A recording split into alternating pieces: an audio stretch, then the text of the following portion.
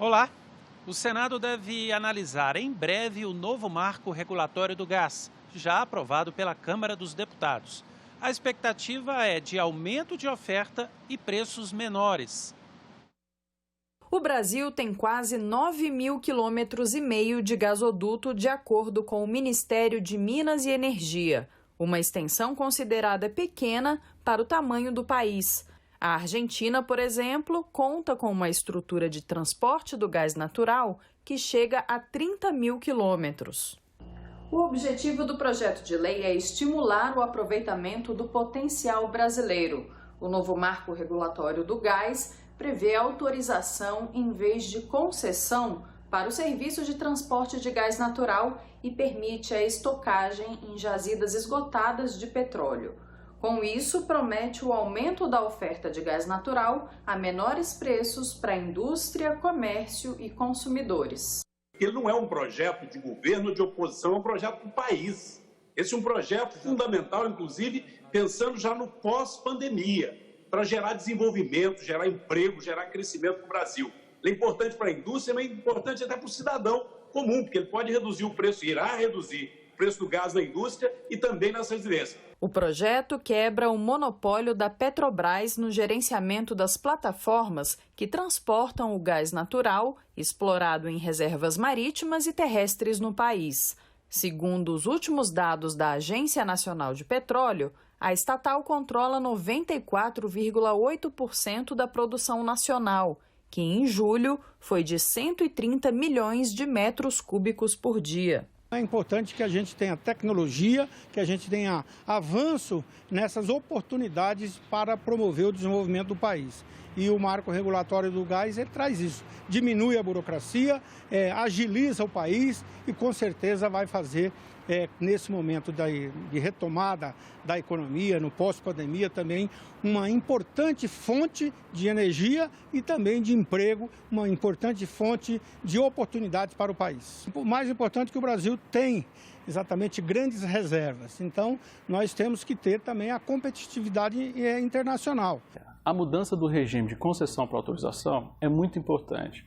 Quando a gente muda para o sistema de autorização, os projetos vão ser ofertados pelo setor privado, que é quem tem o conhecimento de mercado e as informações para saber qual que seria o melhor projeto para cada pedaço ali da produção. E o melhor, no sistema de autorização, boa parte dos riscos não são compartilhados com a União. O Instituto Brasileiro do Petróleo e Gás defende a aprovação da proposta. A presidente do IBP explica que o texto trará a segurança jurídica para que haja novos produtores, com a participação de empresas privadas. Essa é uma ocasião única para o Brasil desenvolver o seu mercado de gás natural, gerando investimentos, emprego, arrecadação de tributos. Somente em arrecadação de tributos, o Ministério das Minas e Energia estima adicionais 7 bilhões de reais nos próximos anos. Hoje, mais de 40 empresas atuam nessa área no Brasil, de exploração e produção, e poderão se tornar novos ofertantes de gás, fazendo com que essa fonte energética chegue ao mercado brasileiro de uma forma muito mais competitiva, beneficiando indústrias, beneficiando nosso parque de geração termoelétrica e o consumidor final. O governo editou em agosto a medida provisória que cria o programa habitacional Casa Verde e Amarela. Agora, o texto precisa ser aprovado pela Câmara e pelo Senado para virar lei. O Casa Verde e Amarela é um programa habitacional que foi lançado pelo presidente Jair Bolsonaro para substituir o Minha Casa Minha Vida, criado em 2009 pelo ex-presidente Lula. O objetivo do novo programa é atender mais de 1,5 milhão de famílias de baixa renda com o financiamento da casa própria até 2024. O texto já está em vigor, mas precisa ser votado em até 120 dias pela Câmara dos Deputados e pelo Senado Federal. Todo mundo merece ter uma moradia digna. Depois, gera emprego. Quantos milhões de empregos vai ser gerado para tornar a construção dessas casas? Além disso, gera economia. A economia movimenta a economia. A economia vai ser movimentada. E outra coisa, o juro mais barato da história do Brasil.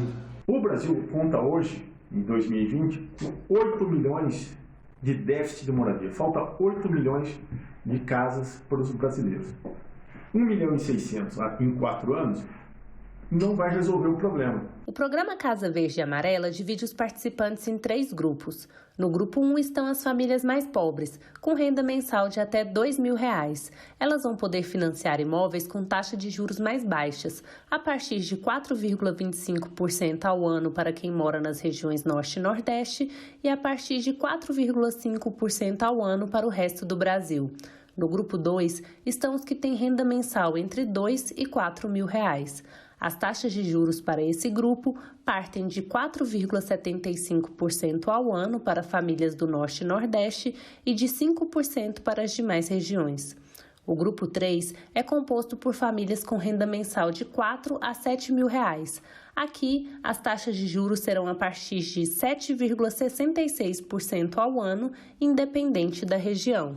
No programa Minha Casa Minha Vida, as famílias com renda mensal até R$ 1.800 recebiam subsídios para a compra do imóvel. As prestações mensais variavam de R$ 80 a R$ 270. Essa integrante do Movimento Sem Terra criticou o Casa Verde e Amarela por retirar o subsídio para a população mais pobre. Vai deixar de fora a população mais carente e que necessita de moradia. Nesse programa, não contempla as famílias que mais necessitam. A renda familiar da maior parte da população brasileira não ultrapassa um salário mínimo. Que benefício é esse? Que programa é esse? Vai para quem e para onde? Para qual pessoas que serão beneficiadas? Porque a população pobre não será. Os subsídios dos juros apresentados nessa medida provisória, que em média são 2 pontos a mais do que a Selic, deixa ainda muito caro para a população mais carente. O programa também prevê ações de regularização fundiária, reforma de imóveis e retomada de obras. O suicídio é a segunda causa de mortes entre os jovens dos 15 aos 29 anos. O dia 10 de setembro é o Dia Mundial de Prevenção ao Suicídio. No Brasil, durante todo esse mês, acontece a campanha de conscientização Setembro Amarelo. Saiba por que é importante falar sobre esse tema tão difícil.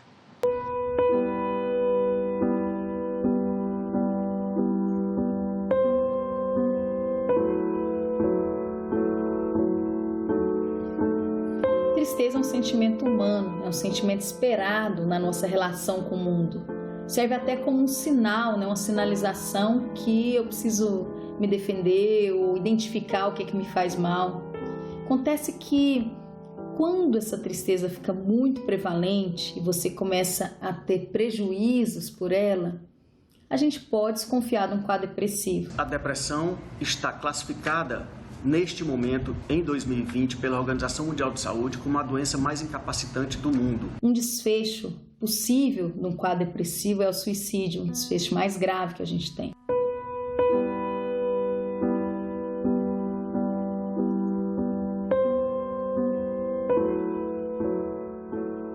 Em média, 800 mil pessoas tiram a própria vida todos os anos.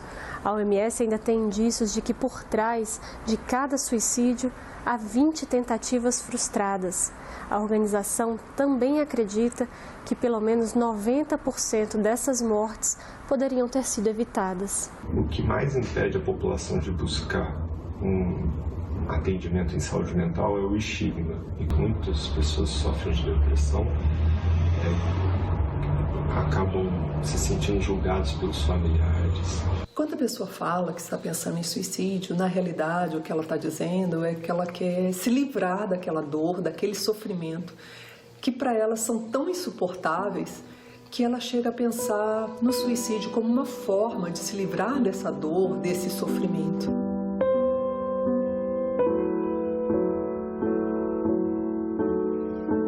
As principais causas do comportamento suicida, do suicídio consumado, são os transtornos mentais. 97% das pessoas possuem um transtorno mental identificado. Talvez o primeiro grande desafio seja reconhecer esse estado depressivo, porque muitas vezes ele comparece de maneiras que ficam bastante camufladas, né? Então, assim, às vezes a pessoa fica muito irritada, então ela não associa a depressão. A pessoa fica muito ansiosa, então ela não associa a depressão. É muito importante que nós observemos, né, esses sinais, como, por exemplo, tristeza profunda, anedonia, que é quando a pessoa vai perdendo o prazer em atividades nas quais ela tinha prazer anteriormente, crises frequentes de choro sem motivos aparentes, falar muito em morte, aquelas frases melancólicas que muitas vezes são colocadas até nas redes sociais, como a minha vida não tem mais sentido, eu sinto um grande vazio. Todo dia eu acordo sentindo a mesma coisa, me sentindo um lixo, que eu não mereço viver. Viver não vale, mas morrer só pode me trazer mais sofrimento. Não quero respostas, só quero que alguém saiba que eu já não quero existir. Eu me sinto uma casca vazia. Eu me sinto tão culpada por me sentir dessa forma, já que nunca me faltou nada, mas simplesmente não consigo fazer nada para mudar. Todos esses depoimentos foram retirados de um fórum de discussão online na seção de desabafos. Essas pessoas querem falar sobre o que elas estão sentindo, elas precisam falar. E é por isso que é tão importante conversar sobre o assunto. Algumas pessoas sinalizam, falam, outras não. Então, assim, depende muito da maneira como a pessoa é, como ela funciona.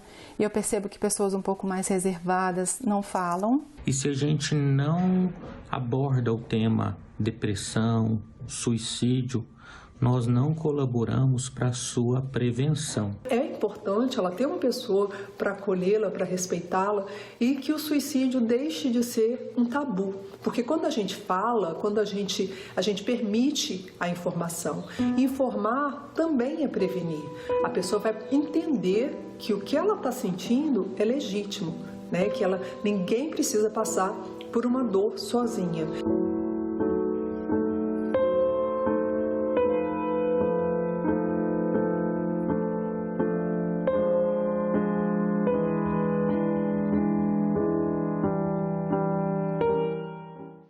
As imagens exibidas nesta reportagem são da fotógrafa norte-americana Francesca Woodman.